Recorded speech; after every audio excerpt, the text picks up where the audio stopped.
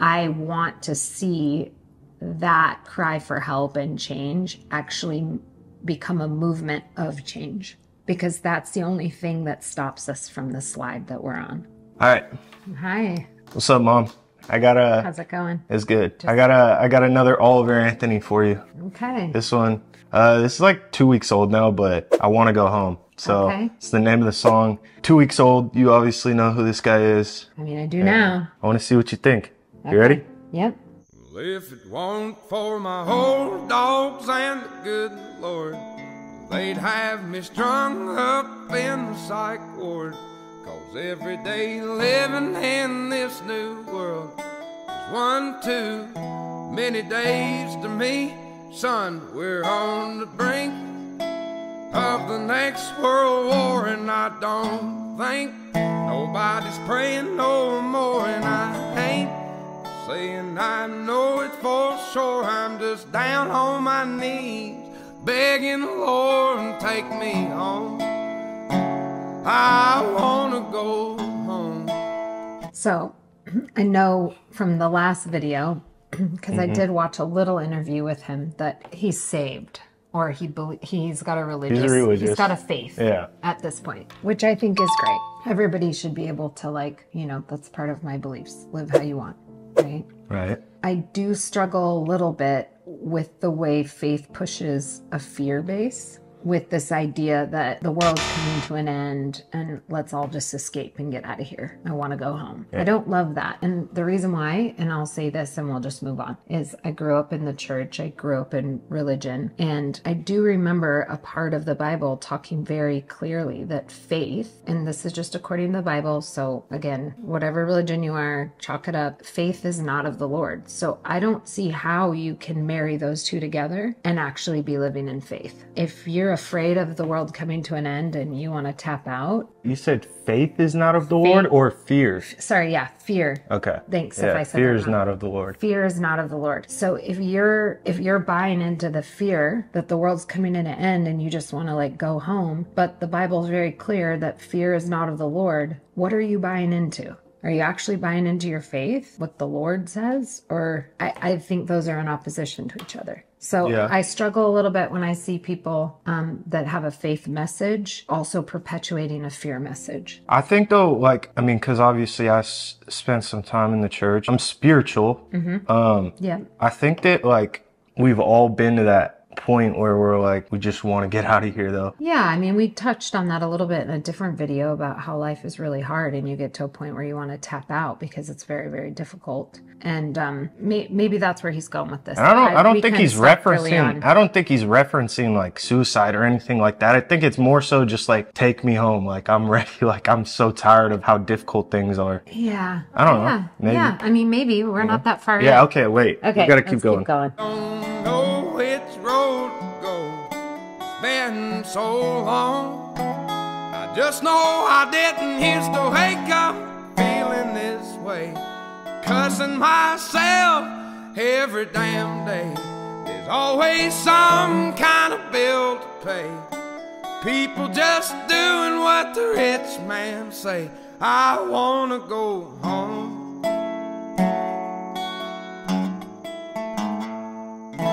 Yeah, I think we referenced this last time in the first video, but it just feels like a cry for help, you know? Yeah, definitely. Like for a lot of people that can understand where he's at and like, you know, what he's saying in his music, he really just is emphasizing that cry for help, that we're just like tired. Like, I guess I'm looking at it. What I hear him talking about is I hear him talking about a system. Okay, everybody's gonna come for me again. No!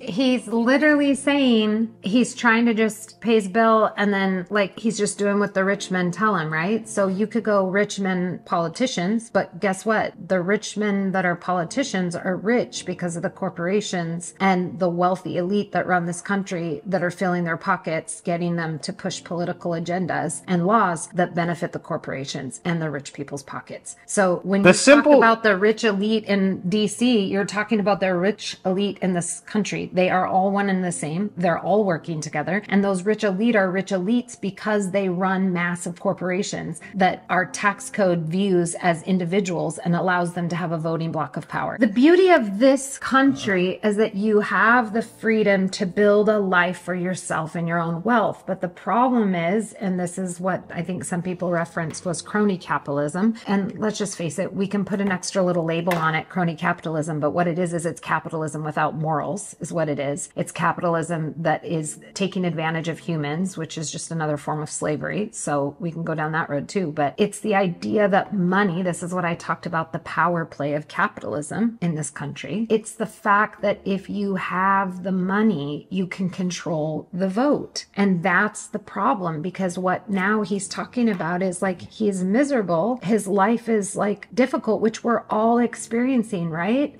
There's the spread between the elite and the low end is getting wider and wider, and they're crushing and doing away with any middle class because that's what they want. Wealthy top, which has been all of history in the world, is running the show, and then it's everybody else. It's the peasants. Like, we're right back in it. And this is what, yeah, we could go. We're not going on and on with that though. Sad. I hear it. I love his voice. We're all there. His voice is very soothing.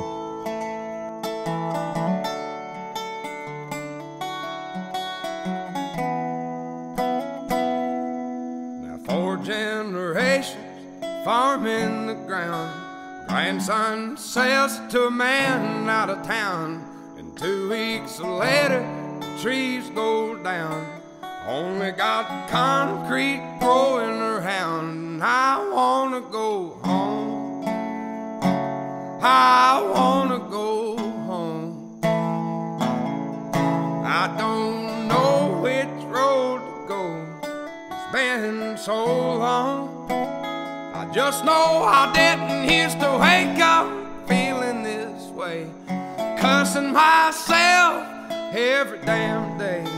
People have really gone and lost their way. They all just do what the TV say. I wanna go home.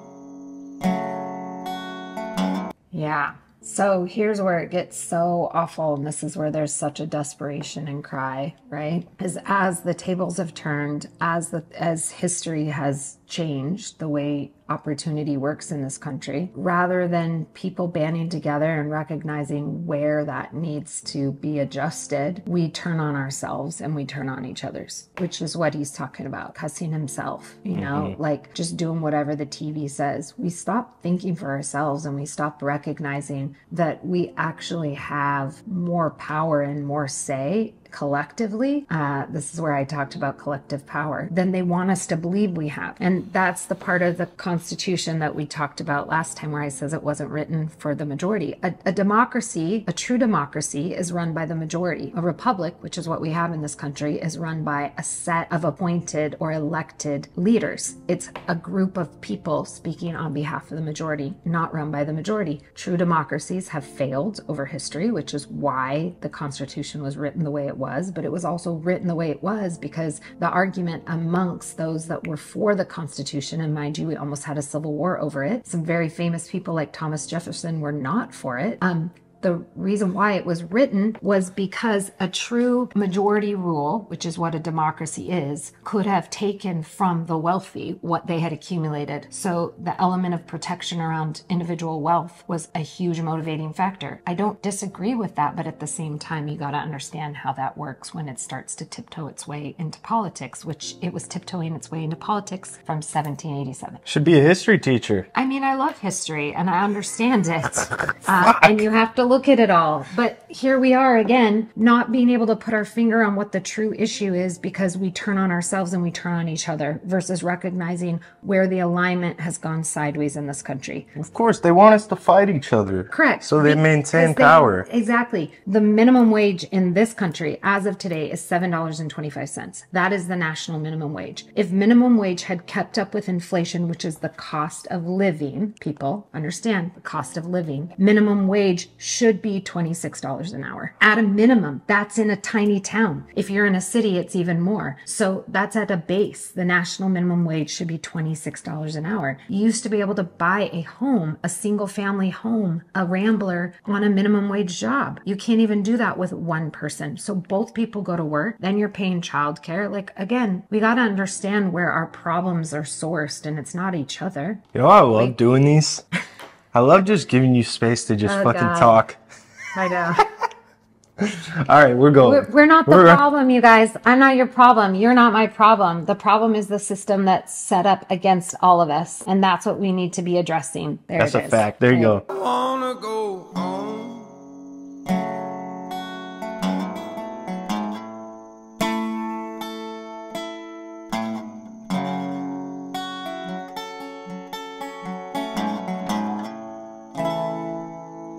If it weren't for my old dogs and the good Lord, they'd have me strung up in the psych ward. I love his dog just in the background. Yep. Okay. Talk about the music. Like, I want to hear what your opinion, like sonically, the visuals, like, everything. His music is beautiful. His voice is beautiful. He likes a very simple aesthetic, which is what's happening. That's simple with the guitar. It's a very stripped down, simple bass. And that's because what he wants the focus on is the message. So you can't ignore the message of what he's saying, right? For sure. Because he stripped it down to such a simple space and such a simple presentation that you're forced to hear the message and the words that are being said. That's entirely what he's trying to do. Exactly. And I love that. Again, I love music that invokes emotion and that makes you think. The question is when music does that, do you just stop there? Do you just stop and woe is me in the music? Or do you let it take you beyond that space, which is what are the answers? How do we turn the tides? Where does that message start to change for all of us collectively? Do you think his music's bringing people closer together? Or do you think it's... I think his music's bringing a lot of people together. I think it is bringing... I think what it's doing is I think it's bringing the people that want a sensible middle ground together, regardless of where you've been in the past, on what side of the political spectrum or how you viewed things. We're all starting to recognize to some extent that there are some major issues, and those issues affect all of us. Now, they may affect us at different levels and different layers, but there's still an impact and effect. And so when we start to rally, again, this is what I said, I think the last time, when we rally around our commonalities, not what makes us different, but what makes us the same, that's when you create a movement of change. If we're suffering, it's not who's suffering more, it's we're all suffering. And if we can rally around the fact that we're suffering and not be comparative in what levels of suffering exist, then we move the needle in the betterment for everybody. And we don't get lost in the argument over, well, I have it worse than you do, or you have it worse than me, or I have it better, or are we suffering? Is the system creating suffering for the majority? I think the answer to that is yes. So if we rally around that collective space of, yes, the system is creating suffering for all of us, how do we move forward for all of us to change the system? That's the question. I haven't really paid attention to the interviews with him and anything, but I heard somebody say he's like in the middle for his political views. And basically, he doesn't want either side using his music as a rally cry because he thinks both sides are wrong. All right, 1 out of 10. I'm rate it. Rate it. What do you like it? Do you not like it? What do you think? I mean, I like it. It's hard to do these reaction videos that have like a political bent and a message, right? Because it is very polarizing and people have very strong opinions around it. I love his message. I'm 100%. Well, I think you got into the politics throughout the video. Yeah, I did. Because you can't help it. You can't. I hear the cry. I hear the desire for things to change. And for me, I'm a very problem-solving driven person in the sense that I want to see that cry for help and change actually become a movement of change, because that's the only thing that stops us from the slide that we're on. So you got to have the conversations. You didn't answer my question, though. Well, I thought I did. Do you like it or don't you? I said I did like it. I like all of his stuff. Yeah, I like his messages. Yeah, I like his music. All right. Well, that's a wrap on this one then. All right. Listen, if you guys enjoy the reactions, me and Mom have a podcast we started a couple months ago. It's called Don't Do Stupid Shit. It's on all Yeah, platforms. Obviously, we're not, you know, coming from a position of being some big influencers or anything like that. So everything we're doing right now and everything I'm trying to do, and it's all from the ground up. So if you guys enjoy this, go check out the podcast and show some love. Yeah, and if you don't, just give us a thumbs down on this video. Yeah, I don't care. It's all not about that serious to me. conversations, right? The more that we're all willing to converse with each other and talk about these things that we've shelved for a long time is where we begin, I think, to see each other's perspective, and then where we can hopefully formulate a way forward. Yeah. Yeah. I agree. All right. Well, it. that was Mom Reacts to Oliver Anthony. So see you next time. Peace.